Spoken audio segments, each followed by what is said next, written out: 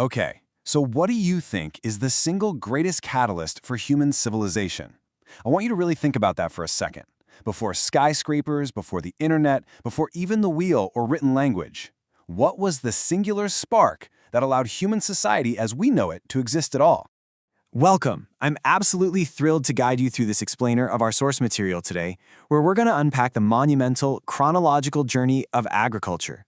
We're taking a sweeping look at how humanity transformed from nomadic foragers into the architects of a trillion-dollar modern machine that feeds billions. Here's our roadmap for today. First up, the dawn of farming. Second, the modern agricultural machine. Third, the heavy environmental toll. And finally, feeding the future. Let's get right into it. Section 1. The dawn of farming. From foraging to cities. Shifting from foraging to farming wasn't just a change in our diet, it literally laid the foundation for human civilization.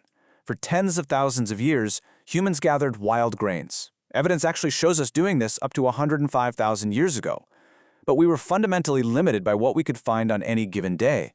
By cultivating soil, planting crops, and raising domesticated animals, early humans created something totally unprecedented: food surpluses. For the first time ever, you didn't have to spend every waking hour just looking for your next meal. This surplus enabled populations to grow exponentially beyond hunter-gatherer limits, allowing people to settle down permanently and build the very first cities. And what's truly staggering about this, it wasn't just a single light bulb moment in one specific place. No way. Farming actually sprouted up independently in at least 11 different regions globally. Around 11,500 years ago, nascent farmers were cultivating rice in China.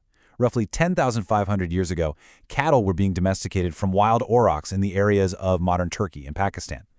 And 10,000 years ago, way high up in the Andes of South America, the potato was being grown. It's this wildly disparate, yet completely parallel human achievement. Section 2. The modern agricultural machine scaling up. Jumping forward in time, the agricultural world we live in today is distinctly divided. On one hand, we have traditional subsistence farming. This is still practiced by an estimated 2.5 billion people today, cultivating about 60% of the Earth's arable land primarily to satisfy their own family or local needs. On the flip side, mostly in developed nations, we have intensive farming. This is all about maximizing productivity at scale. It relies on massive inputs. We're talking synthetic fertilizers, pesticides, heavy water use, and high-tech automation. To really wrap your head around the sheer scale and success of that modern intensive machine, just consider this staggering number: 11 billion. That is the number of tons of food that global agricultural production yields every single year. It is a massive logistical and scientific triumph that we can pull this much nourishment from the earth annually. So you might be wondering, who's actually driving all that massive output? Well, when we look at peak agricultural production in nominal terms around 2018, we see absolute economic dominance from a few key players. China leads the pack immensely at over $1.1 trillion. They're followed by India at $414 billion and the United States at $185 billion. These are the global agricultural powerhouses fueling that 11 billion ton machine. Section 3. The heavy environmental toll. The hidden costs. Now, humanity managed to solve hunger for billions through intensive farming, but it came with a pretty serious hidden cost. It's an existential threat to our planet. The biggest issue? Water. Agriculture completely monopolizes our global water supply. A staggering 72% of all global freshwater withdrawals go straight to farming. We are seeing widespread overexploitation of groundwater and aquifers across the globe, from northern China to the western US, and honestly, this number is only predicted to rise. And the cascading consequences, they don't just stop at water. Extending over 1/3 of the Earth's land surface, farming has left 40% of agricultural land seriously degraded. Add in toxic pesticide runoff threatening 64% of our land, which, by the way, destroys vital insect pollinators and harms soil health, alongside mass deforestation and the degradation of carbon-rich peatlands. When you put it all together, the true environmental cost of our food system becomes overwhelmingly clear.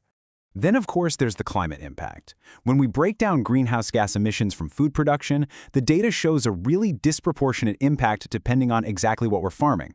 About 57% of global greenhouse gas emissions from food production come from animal-based foods, like beef, which is a major contributor alongside farmland management. Plant-based foods contribute about 29%, with the remainder falling into other utilizations. Section 4. Feeding the future. Seeds to silicon. Okay, so we know the costs, but how do we adapt? Everything we've discussed so far grounds us in this massive, looming challenge set by the Food and Agriculture Organization of the United Nations. To meet the demands of a growing global population by 2050, agriculture needs to produce about 50% more food, feed, and fiber than it did back in 2012. And here's the catch. We have to achieve this while our water, land, and soil resources are already dangerously overstretched. To actually meet that 2050 goal, we need a massive technological leap, like a real game changer. We're transitioning from simple motorized mechanization, like your conventional tractor that just replaces physical labor, straight into the realm of digital automation and artificial intelligence. We're talking about autonomous crop robots that can seed and harvest, and drones that automate AI diagnosis to tell farmers exactly where to apply water or fertilizer. While basic mechanization has actually stalled in places like sub-Saharan Africa, adopting these new digital automation tools is absolutely crucial because they vastly improve our resource use efficiency. But here's the thing. Technology alone isn't some magic silver bullet. The most resilient food systems of the future are going to have to blend high-tech AI with natural conservation. Yes, we need precision agriculture and autonomous navigation, but we also need practices like conservation tillage to prevent soil erosion and sequester carbon. Furthermore, we absolutely must actively protect biodiversity. That means safeguarding forest-dwelling bats and insects that naturally pollinate our crops, and utilizing dryland-adapted shrub and tree species that help combat desertification. It's a dual approach, really. Advanced technology working in perfect harmony with ecological preservation. And that leaves us right here. From the very first seeds planted 11,500 years ago to the autonomous AI drones flying over fields today, the story of agriculture really is the story of human survival. But our ultimate test is still ahead of us. How are we going to balance feeding an estimated 9.7 billion people by 2050 with saving the fragile planet that sustains us? It's arguably the most important puzzle we have ever had to solve. Thank you so much for joining me on this explainer of the source material. Keep learning, keep questioning, and I'll catch you next time.